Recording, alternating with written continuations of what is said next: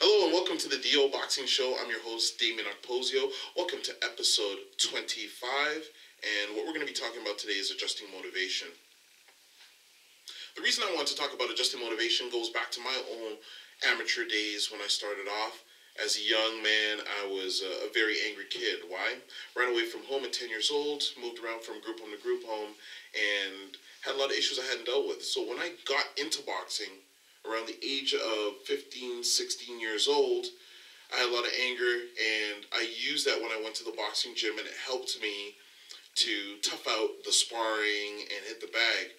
But a funny thing happened once I kind of punched out my emotions and punched out that anger. I wasn't angry anymore, and I lost a little bit of my fire to go and continue training. So I had to find it in different areas, and it resulted in me taking sometimes a little bit of a layoff from boxing.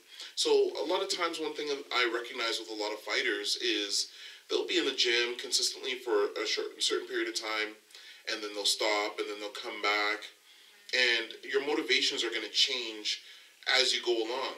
So one of the things I think is important, number one, is to plan and realize that you're going to have fluctuating different types of motivation along the way. But if you plan and say to yourself, you know what, I'm going to have a 2-year boxing career or a 5-year boxing career, then you're going to put in place already the things to give you the motivation to stay in. And you won't have to worry about going away and coming back, because that in itself also has its own challenges with trying to get back into shape, trying to get your timing back down. And I see a lot of frustration in guys when they've been at a high level, they leave for whether it's a couple months, a year, and they come back and they think that they're just going to be able to go back to that high level. But it takes a long time to get there, if you get there again. So just realize that there's going to be adjusting motivations, and the best way to counter that is to have a long-term plan for your boxing career.